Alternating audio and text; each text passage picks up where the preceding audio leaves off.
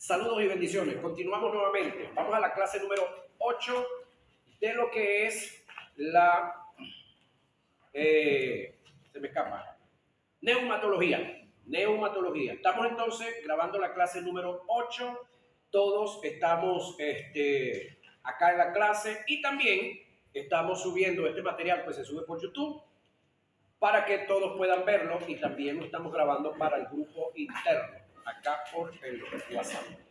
Vamos entonces a lo que es su personalidad. Estábamos hablando de varias características y propiedades de la persona del Espíritu Santo que nos hacen saber, nos hacen ver que el Espíritu Santo es Dios, porque tiene propiedades y características que solamente le pertenecen a Dios. Entonces, seguimos avanzando en esta hermosa, fresca noche. Su personalidad. Los términos Espíritu de Dios o Santo Espíritu, oiga, no sugieren por sí solo la personalidad del Espíritu Santo, pero no podemos negar que el Espíritu Santo es una persona. Solo se le puede dar el apelativo de persona a quien tenga una personalidad. Y esta es y se desarrolla en la mente, la voluntad y las emociones. Quien tenga mente, voluntad y emociones se puede considerar una persona. Las escrituras sagradas presentan al Espíritu Santo como alguien, no como algo. Él no es un objeto, es un sujeto, aunque en las escrituras se hace referencia al Espíritu Santo en forma simbólica en comparación a los efectos tales como el viento, el fuego, el agua.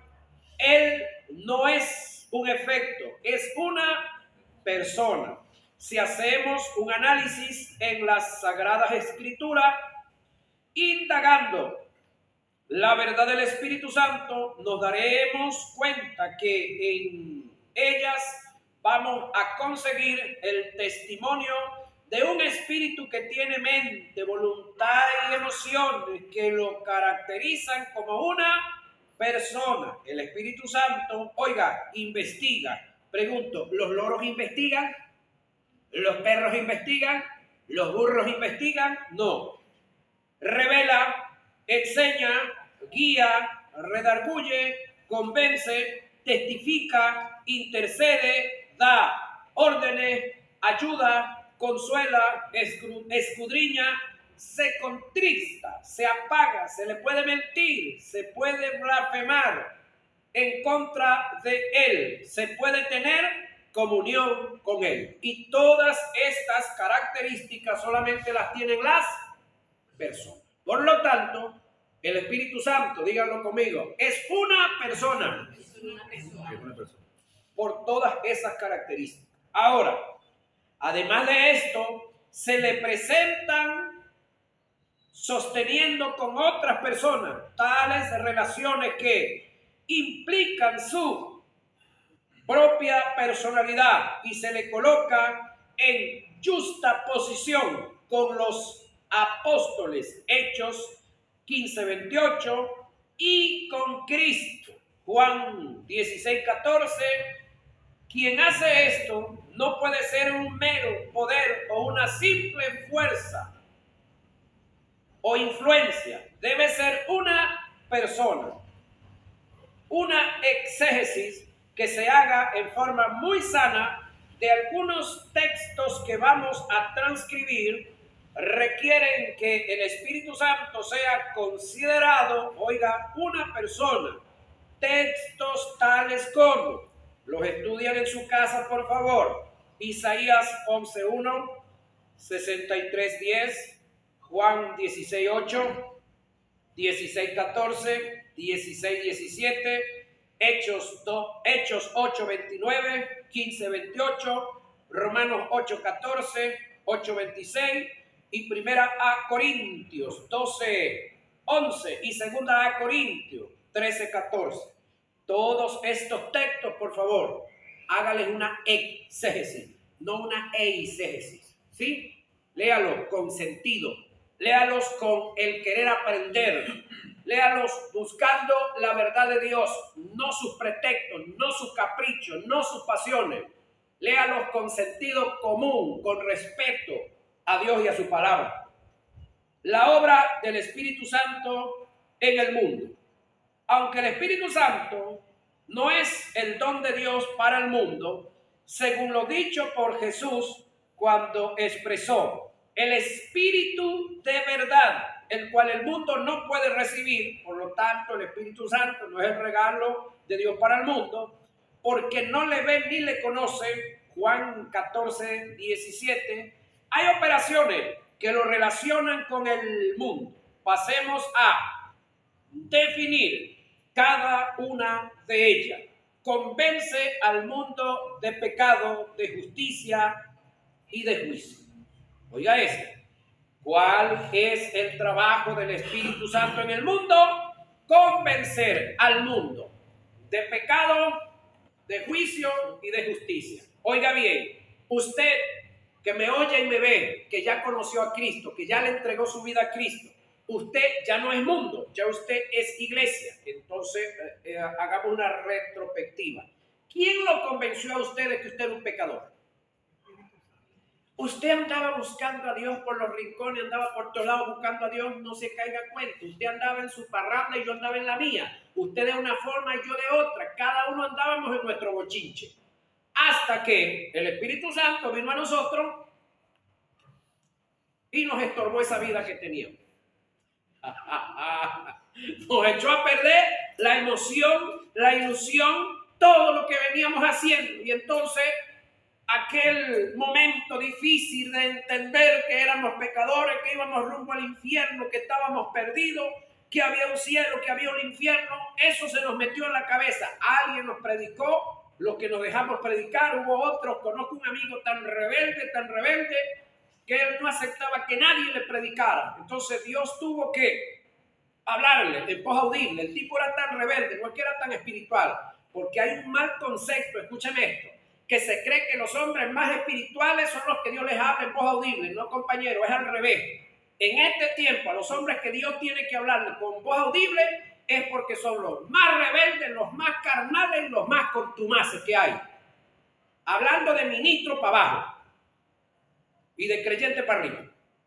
Este hombre no era creyente. Durmiendo un día, escuchó una voz que le dijo: levántate, mi venida está muy cerca. Levántate, te necesito, mi venida está muy cerca. Él, como tenía un prejuicio contra su hermano que era cristiano y era el que intentaba predicar, le dijo: este es mi hermano que metió una manguera por debajo de la puerta y me está hablando así por la manguera, porque era la voz así como fuerte. El hombre se levantó corriendo, abrió la puerta y se fue al cuarto del hermano, y cuando lo vio, dormido. Ese día él entendió que ese ser que él había rechazado, ese ser del cual él se burlaba, ese ser del cual él le decía a todos los demás que eran locos, lo estaba llamando. Hasta ese día, él dejó de parrandear en la forma como él lo venía haciendo. Y así sucesivamente, cada uno de nosotros hemos sido tratados de diferentes maneras. Usted sabe cómo Dios trató a Saulo, porque Pablo no se convirtió a Cristo. El que se convirtió a Cristo fue Saulo. Lo tuvo que tratar de una manera drástica, porque el tipo era terrible, tremendo. Ahora, yo no sé cómo lo trataron a ustedes. Déjenlo para allá para adentro, no se preocupe, para que no entendamos y no sepamos cómo es eso. Ahora, entienda que el Espíritu Santo trata con el mundo para convencerlo de pecado, de juicio y de justicia. Ese es el trabajo del Espíritu Santo, que ha estado haciendo, seguirá haciendo y continuará haciendo. Levanta la iglesia, la entrega en las nubes del aire y se regresa a seguir haciendo ese trabajo, porque es el trabajo que el Espíritu Santo está haciendo en el mundo. Pero una vez que el mundo conoce, cree, acepta y recibe a Cristo, deja de ser mundo y pasa a ser iglesia, que es lo que somos nosotros ahora. Nosotros no somos mundo, somos iglesia. ¿Ok? Entonces, ese trabajo de convencer de pecado, de juicio y de justicia no es suyo ni es mío. El trabajo suyo y el mío es dar la palabra y dejar que el Espíritu Santo haga su trabajo. ¿Estamos claros por ahí? Entonces no se luche más. Fulano no se convierte, fulano no se reconcilia, fulano no da el paso de fe. Es quieto, hable usted la palabra y vive el evangelio y ya quieto, deje que el Espíritu Santo haga su obra. Pero yo os digo, la verdad, os conviene que yo me vaya. Dice Jesús por acá. ¿Sí? Convencer al mundo de pecado, de juicio y de justicia. Oiga lo que viene ahora. Pero yo os digo, la verdad, os conviene que yo me vaya. Porque si no me fuera, oiga, Él es el Consolador, no vendría a vosotros, mas si me fuere, os lo enviaré. Y cuando Él venga, convencerá al mundo de pecado, de justicia y de juicio. De pecado por cuanto no creen en mí, ese es el pecado. De justicia por cuanto voy al Padre y no me veréis más. Y de juicio por cuanto el príncipe de este mundo ha sido juzgado. Volvamos otra vez aquí respectiva. Pero yo os digo la verdad. Os conviene, dijéramos aquí en Venezuela, les conviene que yo me vaya, porque si no me fuere, el Consolador no vendría. ¿Qué está diciendo Jesús aquí? Él y yo no vamos a trabajar juntos. Ya despertándose ahí, por lo que viene ahora. Él y yo no vamos a trabajar juntos. Es decir, Jesús en el momento que estaba, Jesús era el que decía la palabra, a la gente, él le preguntaba qué quieres que te haga, ellos le decían a uno que me devuelvas la vista y así sucesivamente, y Jesús le decía conforme crees será hecho y así sucesivamente. Sin embargo, el actor principal, el que sanaba a los enfermos, el que echaba fuera a los demonios, el que libertaba a toda esa gente era el Espíritu Santo. Eso lo sabemos ya nosotros porque ya lo estudiamos en la materia pasada. Ahora, Jesús estando en tierra con los discípulos le dice que, en pocas palabras, que él y el Espíritu no podían trabajar estando juntos en la tierra, por decirle algo, uno por su lado y el otro por el otro. Que estaban en el momento que la figura visible era Jesús, pero que necesitaba Jesús irse. Pero Jesús para irse tenía que morir y tenía que resucitar. Luego de morir y resucitar y irse al tercer cielo, entonces Él enviaría ¿a quién? Al Espíritu Santo. Por lo tanto, voy a decir esto, no me malinterprete, los dos no podían trabajar juntos. No sé si usted me entiende.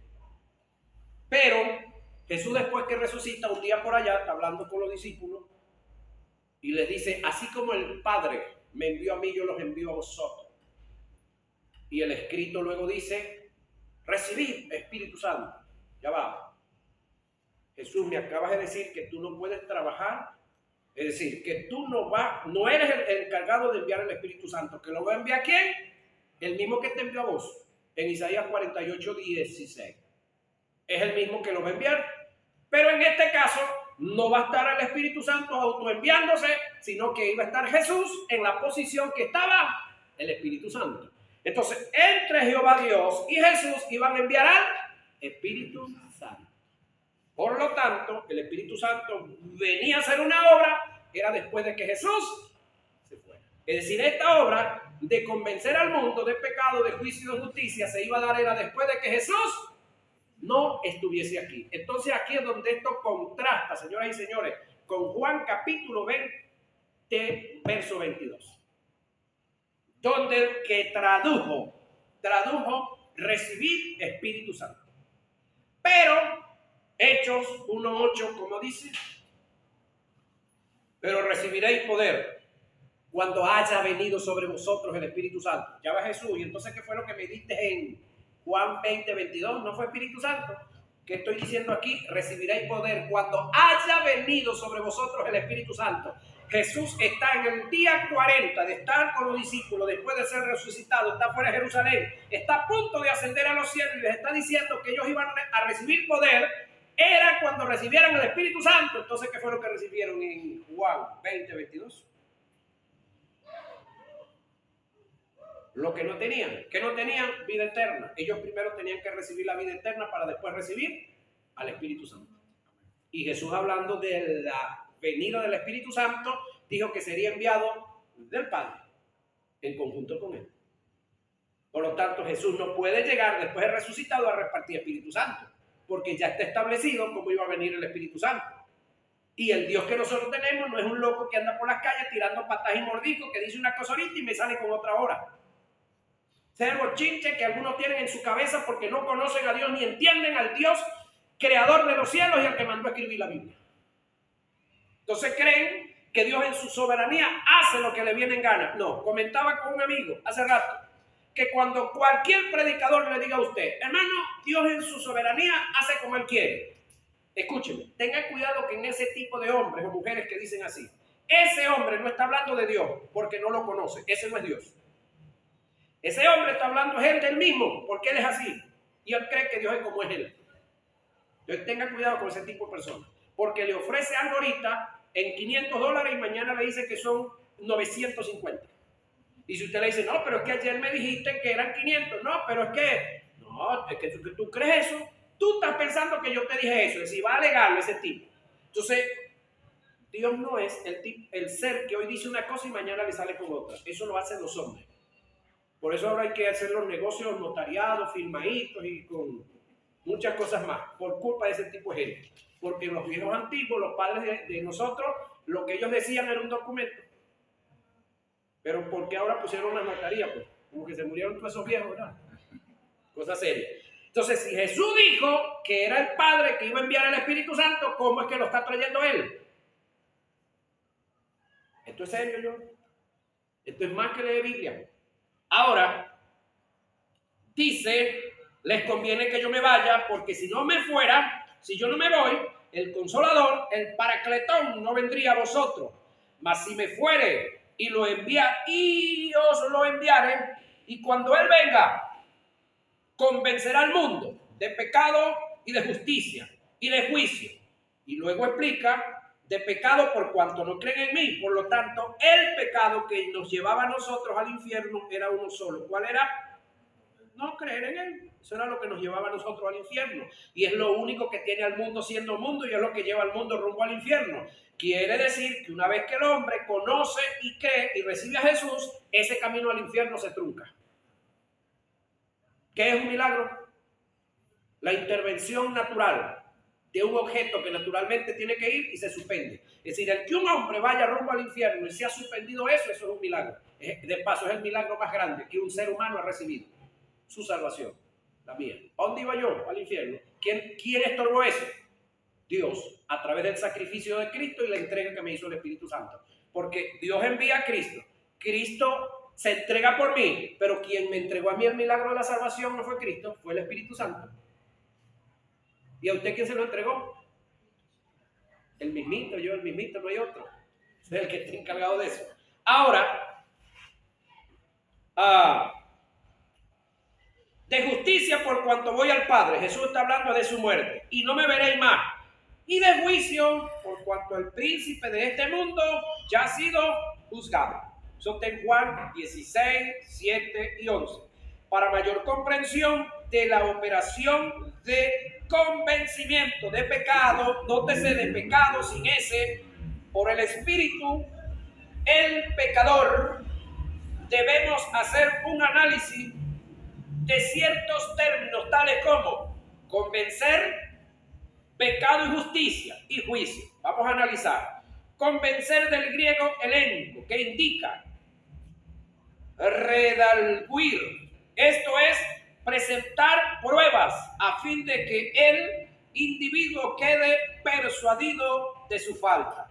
Originalmente, el convencer era un acto que se daba en los interrogatorios a un testigo en juicio en forma hostigosa hasta hacerlo admitir sus errores y se muestre convencido de su criminalidad y se confiese culpable. El convencer del Espíritu es hacerle ver en forma hostigosa el estado de condenación en la que se encuentra el pecador para hacerle sentir culpable, para que haga una confesión interna a fin de presentarle un Salvador para librarlo de la condenación.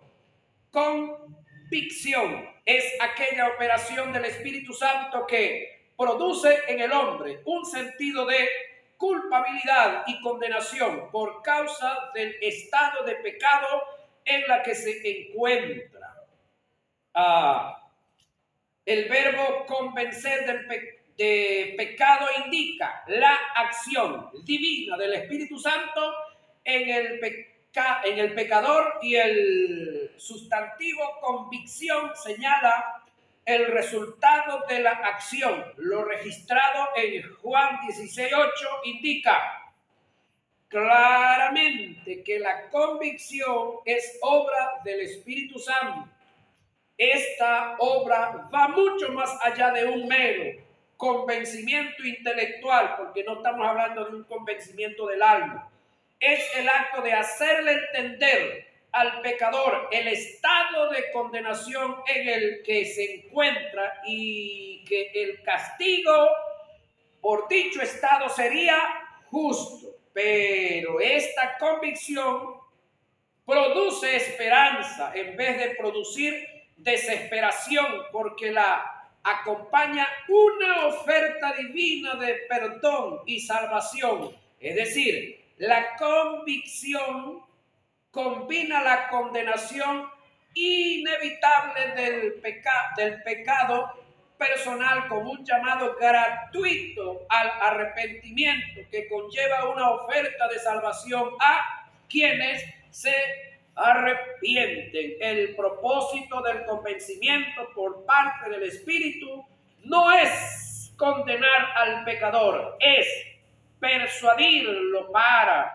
conducirlo a la salvación y lograr así la restauración. Jesús dijo que Él no venía a condenar al mundo, es decir, a usted y a mí. Él vino para que el mundo, usted y yo, fuéramos salvos por Él. Y este es el carácter del Espíritu: convencer, oiga, para salvar, no para condenar. Por esta causa, el mensaje de salvación no debe ir cargado de, oiga, condenación, terror, intimidación, sino de amor, brindando solución al condenado para sacarlo del estado en la que se encuentra. Es decir, hagamos un análisis. Usted pertenece al cuerpo de bomberos o defensa civil. Sí, se arma una guerra entre un supuesto negado, el estado Lara y el estado Yaracuy, y la gente está matándose. ¿Tiene el cuerpo de bomberos que agarrar armas para ir en contra del Yaracuy, o tiene que agarrar a los heridos de ambos bandos para curarlos? Ese es el trabajo de los bomberos, defensa civil, de la Cruz Roja, de la Media Luna, allá por allá en el oriente lejano. Es decir, el trabajo es agarrar los que están heridos para curarlos, para restaurarlos, para el bienestar. Que no todos lo hacen, ese es otro problema, pero ese es el deber ser. Ese es el deber ser. El deber ser de un médico en el hospital no es preguntar si este es policía o si este es malandro. El deber ser de un médico es salvar vidas. Ese tiene que ser el deber suyo y el mío en lo espiritual. No juzgar ni condenar a nadie. Ese no es trabajo suyo ni trabajo mío. El trabajo suyo y el mío es salvar gente. Amén. Amén. Porque nuestro ministerio, nuestra vida como cristianos, es la continuidad del ministerio de Cristo Jesús en la tierra. Y Cristo un día se le pararon 2 o 3 de sus discípulos, entre ellos el llamado apóstol del amor. Claro, no tenía el Espíritu Santo todavía ese individuo. Y le dijeron: maestro, clamamos al cielo para que descienda fuego y consume esa gente malvada que no te quieren recibir. ¿Y qué les dijo Jesús? Ustedes no saben con quién andan. Ustedes no saben de qué espíritu soy. Yo no he venido a perder las almas, yo he venido a salvarlos. ¿Y cuál es el trabajo suyo? El mismo. Usted no está para perder a nadie, usted está para cooperar con la salvación de la gente. Amén. Usted y yo estamos para restaurar, estamos para levantar. ¿En qué consiste el convencimiento de pecado? Sin ese, nótese.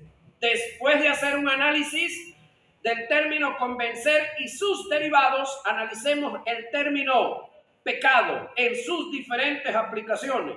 Lo primero que debemos tomar en cuenta es que el término pecado mencionado en Juan 16:8 aparece en singular, no en plural. Cuando la Biblia presenta el término pecado en singular, se refiere a un estado o a una posición. Pero cuando se presenta el término pecado en plural, hace referencia a las obras o resultados que se dan por el estado o posición de pecado en la que se encuentra el individuo. Esto es lo que registra Gálatas 5, 19 y 21, cuando dice: y manifiestas son las obras de la carne, que son adulterio, fornicación, inmundicia, laxivia, idolatría, hechicería, enemistad, pleito, celo, ira, contienda, disensiones, herejías, envidias, homicidio, borracheras y orgía. Esto que acabo de decir son pecados. Pecados, obras que la gente hace y que nacen del alma de cada uno de los que las practica. No tienen nada que ver con un estado. El estado es lo que leímos antes, incredulidad. Y lo antónimo o lo opuesto es credulidad. Entonces, de estos salimos nosotros. Amén. De estos fuimos libres nosotros al ser libres de él principal, que es el pecado. El pecado como estado o posición vino como producto de haberse quebrantado un principio que Dios estableció en el huerto del Edén como mandamiento. El hecho de que el hombre le haya dado más credibilidad a la palabra del diablo, dejó de creerle a Dios para creerle al diablo, que al mandamiento o el mandato de Dios, lo llevó a un acto de desobediencia que lo condujo a un estado de pecado que lo llevó a la condenación. Eso yo se lo he explicado varias veces. El convencer de pecado es hacerte ver y entender hacerte entender al pecador el estado en el que se encuentra, separado de Dios por causa de la desobediencia, o en este caso de la incredulidad de Adán, al haber transgredido el mandamiento de Dios en el Edén. El convencer de pecado es hacer sentir convicto al pecador por causa de la situación en la que se encuentra y que por sí solo, óigame, no puede salir de ella. De paso lo corrobora Jeremías, si mal no recuerdo, capítulo 2, verso 22. ¿Alguien me lo recuerda cómo es que dice? Aunque te laves con lejía y amontones jabón sobre la mancha de tu pecado, no podrá ser quitado. Del pecado que está hablando Jeremías y es del estado de pecado. No está hablando de la condición de los que acabamos de hablar ahorita en este momento. El convencer de pecado es hacerle ver al pecador la condición baja y humillante en la que se encuentra por causa del estado de condenación y poder así mostrar la necesidad que se tiene de un Salvador para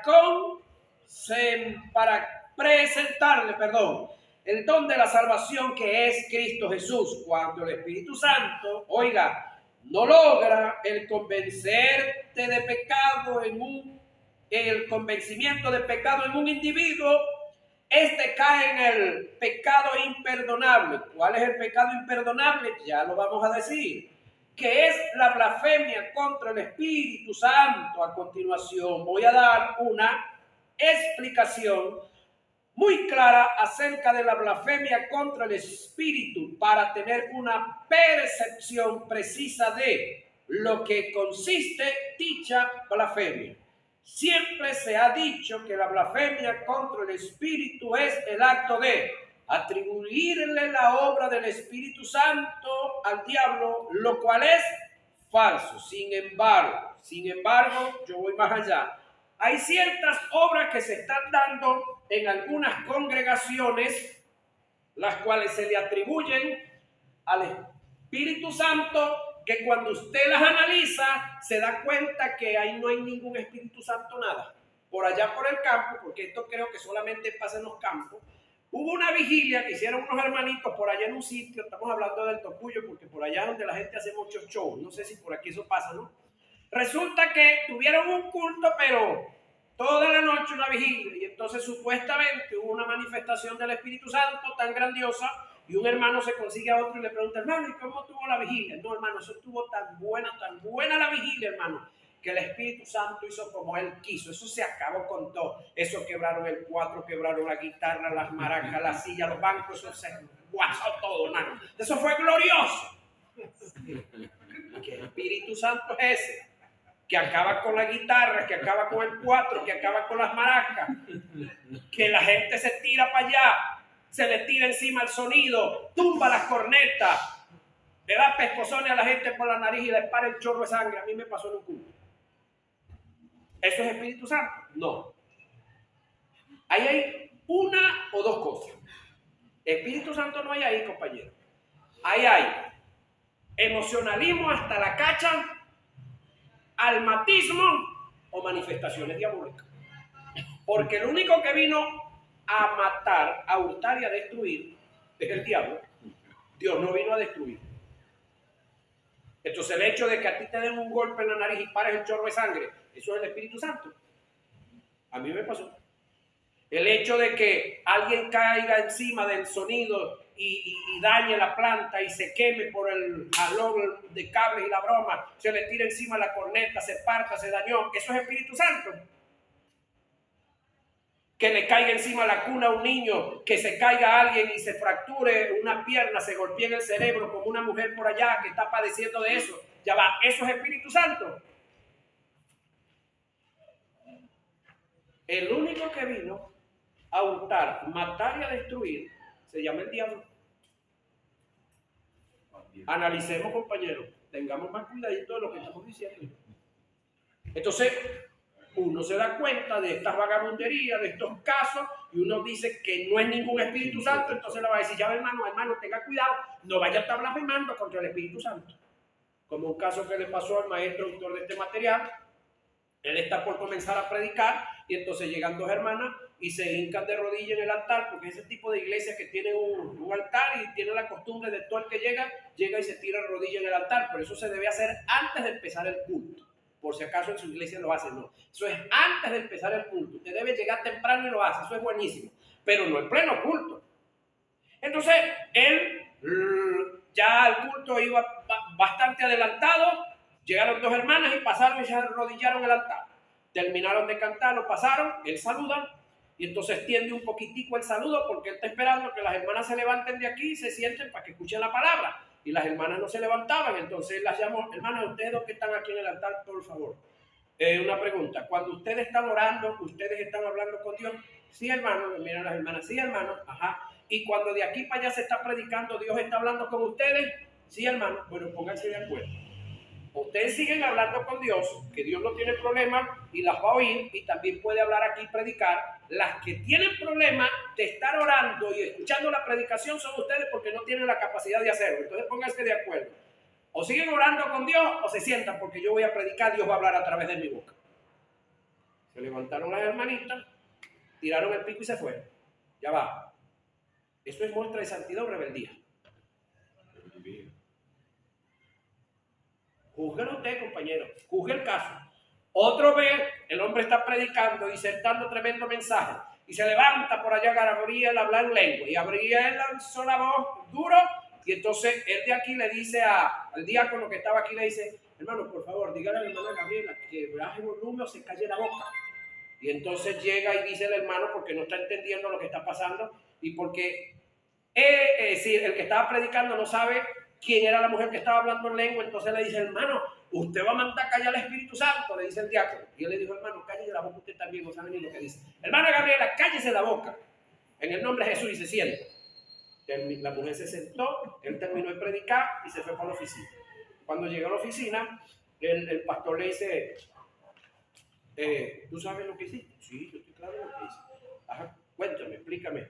Bueno, tú has leído en la Biblia que el que profetiza es mayor que el que habla en lengua. ¿Ya has leído eso en la Biblia? Sí. Ok, yo no estoy si yo estoy predicando y el yo estar predicando es estar profetizando. Entonces se levanta la hermana a hablar en lengua. ¿Cómo es que el Espíritu Santo que está en mí está hablando, está fluyendo, está enseñando, está corrigiendo, está redarguyendo? Va a levantar la hermana a hablar en lengua, a estorbarse el mismo Espíritu Santo.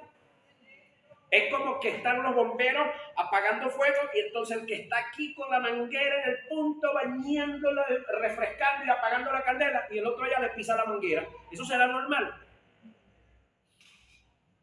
Entonces le dice el pastor, bueno, Briseño, si tú lo dices y está escrito en la Biblia, está muy bien. Esa mujer que se levantó a hablar es la profetisa de la iglesia. Y me lo ha hecho varias veces. Yo he estado predicando y ella se pone a hablar en lengua y me interrumpe las predicaciones. Para que usted vea hasta dónde llega el desorden en nuestras iglesias, donde alguien emocionado se pone a hablar en lengua y cree que lo que él está haciendo es mayor que lo que se está enseñando aquí. La Biblia dice que mayor es el que profetiza que el que habla en lengua. No estamos en contra del que habla en lengua. La materia que viene después de esta vamos a hablar de eso. 3 causas por las cuales se habla en lengua. ¿Cuándo y a dónde se debe hablar y cuándo y a dónde no se debe hablar en lengua? ¿Estamos aquí? Amén. Seguimos avanzando. Ahora, ¿qué es blasfemar contra el Espíritu Santo? Indica encarar. Eso indica encarar. ¿Sí? Afrentar, resistir, hablar mal en contra de.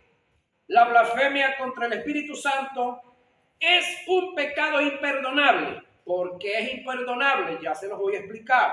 Para cometer dicho pecado, uno debe rechazar consciente y persistentemente el testimonio del Espíritu Santo en contra de la divinidad y el poder salvífico del Señor Jesús, ya que solo el Espíritu Santo, oiga, puede convencer y convertir al hombre convencer del estado de pecado. El rechazo continuo y definitivo de sus acciones lo apartan completamente de toda posibilidad de salvación. Alguien dijo que el único pecado imperdonable es el rechazo del perdón, pero lo que conduce a un hombre a rechazar el perdón es el negarse a ser convencido de pecado por el Espíritu Santo.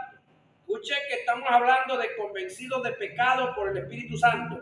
¿Quiénes son los que necesitan ser convencidos de pecado? ¿Los creyentes o los incrédulos? Los incrédulos. Entonces los únicos que pueden pecar en contra del Espíritu Santo, es decir, blasfemar en contra del Espíritu, son los incrédulos, no los creyentes. Estamos leyendo y estudiando, ¿verdad? En Mateo 12, 31 y 32, Jesús presenta la blasfemia como el atribuirle intencionalmente la obra del Espíritu Santo en la vida de él al diablo, entendiéndose que su obra era el testimonio afirmativo del Espíritu Santo ante los fariseos de que Jesús era el Mesías y el Salvador del mundo. Los fariseos que conocían las escrituras fueron reacios a reconocer la salvación que viene solamente mediante Jesús. El rechazo total de la obra de demostración que se realizó en Jesús por el Espíritu Santo con el fin de conducirlos a Jesús como el don de la salvación, cierra las puertas a la única posibilidad que los fariseos tenían en el momento para recibir la salvación, manteniéndose así en un estado de condenación en el que no obtendría perdón ni en este siglo ni en el venidero. El rechazo continuo y voluntario de esta evidencia mesiánica, como lo es el Espíritu obrando en Jesús, cierra la puerta al perdón de Dios, no por falta de eficacia en la obra del Calvario, ni por falta de la gracia y de la misericordia de parte de Dios, sino porque el que comete dicho pecado se priva voluntariamente a sí mismo de la necesaria disposición para recibir el perdón. En cuanto a la enseñanza de Cristo con respecto a la blasfemia contra el Espíritu Santo, según lo descrito en Mateo 12, 31 y 32, Jesús quiso decir que cualquiera que tenga la evidencia del perdón del Señor ante sus ojos y declare que es un poder satánico, exhibe una condición de corazón más allá de la iluminación divina, y por ello desesperada, y por causa de esto el perdón divino sería inconsistente con la naturaleza moral de Dios. Vamos a leer el texto y vamos cerrando con él. Entonces fue traído a él un endemoniado, oiga, ciego y mudo, dos características que nunca en el pasado ningún otro profeta, ningún otro líder había librado. Y le sanó de tal manera que el ciego y mudo veía y hablaba. Y toda la gente estaban atónitas y decían: ¿será este aquel hijo de David? Mas los fariseos al oírlo decían: este no echa fuera los demonios sino por Belcebú, príncipe de los demonios. Sabiendo Jesús los pensamientos de ellos, por supuesto por el Espíritu, les dijo: todo reino dividido contra sí mismo es asolado, y toda ciudad o casa dividida contra sí misma no permanecerá. Y si Satanás echa fuera a Satanás contra sí mismo, está dividido. ¿Cómo pues permanecerá? Esto es hablando de Satanás, pero vamos al otro detalle. Pregunto yo, los fariseos y los saduceos, que eran los sacerdotes de oficio en el tiempo de Jesús, pregunto, ¿no pertenecían a un reino? Sí. ¿A cuál reino? Al reino de los cielos. Pregunto yo y responde usted, ¿Jesús no pertenecía al mismo reino de los cielos? ¿Quiénes estaban dividiendo? ¿Quiénes estaban jugando a la división? ¿Jesús o ellos? Ajá, ahí viene la palabra de Jesús entonces. Todo reino dividido no permanecerá. Es decir, Dios, que es el jefe del reino, el cual los ordenó a ustedes y el cual los tiene en vida a ustedes, me envió a mí para que venga a hacer lo que estoy haciendo. Nadie les había hecho lo que Jesús estaba haciendo. Por lo tanto, ellos estaban jugando a la división porque no querían unirse a Cristo, entonces su reino no iba a permanecer. Pregunto, ¿están los judíos con su templo allá en Jerusalén? ¿Están haciendo sus rituales? ¿Están quemando los becerros engordados? ¿Están haciendo todo trabajo? ¿Por qué razón? Todo reino dividido contra sí mismo se destruye. Ellos destruyeron lo que tenían de reino, pero el reino de Jesús sigue firme. Amén. Ahora, si Satanás echa fuera a Satanás, contra sí mismo está dividido. ¿Cómo pues permanecerá su reino? Y si yo echo fuera a los demonios por Belcebú, ¿por quién no echan fuera vuestros hijos? ¿Qué está pasando aquí, señores? Esta pregunta es seria. ¿Por quién no echan fuera vuestros hijos? Es decir, Una cantidad de los hijos de los fariseos, de los sacerdotes, habían creído en Jesús, estaban enrolados en el ministerio de Jesús y ellos estaban orando por endemoniados, estaban orando por los enfermos. Los endemoniados eran libres y los enfermos eran sanados. Y esos son hijos de ustedes, pero están conmigo. Entonces, si yo echo fuera a los demonios por Beelzebú, sus hijos no lo están echando también por Beelzebú también. No son los hijitos de ustedes que están conmigo en el ministerio. Serio esto, ¿no? Ahora, por tanto, ellos serán vuestros jueces, pero si yo por el Espíritu de Dios echo fuera los demonios, oiga, ciertamente ha llegado a vosotros el reino de Dios, porque ¿cómo puede alguno entrar en la casa de un hombre fuerte, este es el diablo, y saquear sus bienes si primero no le ata? Y entonces podrá saquear su casa. El que no es conmigo, diciéndoselo a ellos, contra mí es. Y el que conmigo no recoge, desparrama. Por tanto os digo, todo pecado, oiga, y blasfemia serán perdonados a los hombres. Mas la blasfemia contra el Espíritu Santo no le serán perdonadas. Oiga, a cualquiera que dijere alguna palabra contra el Hijo del Hombre le serán perdonados, pero al que hable contra el Espíritu Santo no le serán perdonados ni en este siglo ni en el venidero. Eso es Mateo 12, 22 al 32. Y voy cerrando con esto. Escuche lo que viene. ¿Por qué no le serán perdonados los pecados ni en este siglo ni en el venidero? Le explico esto. Yo sé que usted no es tan espiritual, yo tampoco lo soy, pero vamos a una analogía. Usted y yo trabajamos en un tiempo cuando aquí en Venezuela se pagaban con cheques. No sé si en alguna parte del mundo todavía se paguen con cheques, pero ya nosotros no estamos en ese atraso, ya nos hemos superado. ¿Sí? Ya tengo la chequera allá para que el hijo ahorita que esté estudiando contabilidad, pues juegue y haga algunas cositas allá. Pero eso quedó para el museo. Resulta que en el tiempo que se pagaban con cheques, usted trabajaba en muchas empresas, entonces usted el día viernes, que era el día de cobro, o el sábado, usted iba a cobrar, ¿sí? Le entregaban el cheque, usted firmaba un papel que estaba ahí junto con el cheque, no recuerdo cómo se llama, pero firmaba en un libro de pago. Para efectos de la empresa, una vez que usted firmaba en la hoja donde venía el cheque y firmaba el libro, para efectos de la empresa no le debía nada a usted. Pero usted tenía el efectivo en la mano, no. ¿Dónde tenía usted que ir a llevar el cheque? Al banco tenía que ir. Pregunto, ¿usted podía...